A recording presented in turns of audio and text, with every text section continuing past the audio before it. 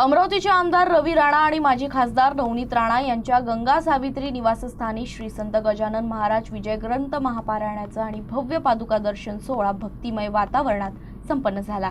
या सोहळ्यात हजारो भाविकांनी दर्शन आणि महाप्रसादाचा लाभ घेतला।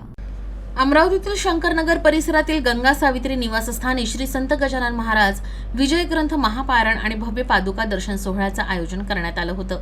या धार्मिक सोहळ्याला मोठ्या संख्येने भाविकांनी उपस्थित राहून भक्तिभावानं सहभाग नोंदवला। या कार्यक्रमाचं विशेष आकर्षण ठरली अवघ्या 11 वर्षांची सुप्रसिद्ध विजय ग्रंथवाचक साक्षी सुनील ढगे। तिच्या सुमधुर वाणीतून श्री संत गजानन महाराज विजय ग्रंथातील 21 अध्यायांचं पारायण ऐकण्यासाठी भाविकांनी गर्दी केली। याशिवाय बुलढाणा जिल्ह्यातील मोताळा येथील देशमुख कुटुंबाकडे जतन करण्यात आलेल्या आणि श्री संत गजानन महाराजांनी प्रत्यक्ष वापरल्याची श्रद्धा असलेल्या पवित्र पादुकांचं प्रथमच अमरावतीत दर्शन घडवण्यात आलं। या पादुका दर्शनासाठीही भाविकांनी मोठी रांग लावली।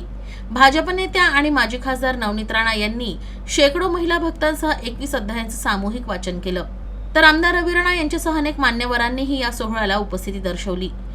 गंगाधर राणा आणि सावित्री राणा यांच्या मार्गदर्शनात सुनील राणा, अनुपमा राणा आणि मित्रपरिवाराने या धार्मिक कार्यक्रमाचं आयोजन केलं होतं। या सोहळ्यानिमित्तानं हजारो भाविकांनी पादुका दर्शन आणि महाप्रसादाचा लाभ घेतला। दरम्यान संपूर्ण परिसर भक्तिरसात न्हाऊन निघाला।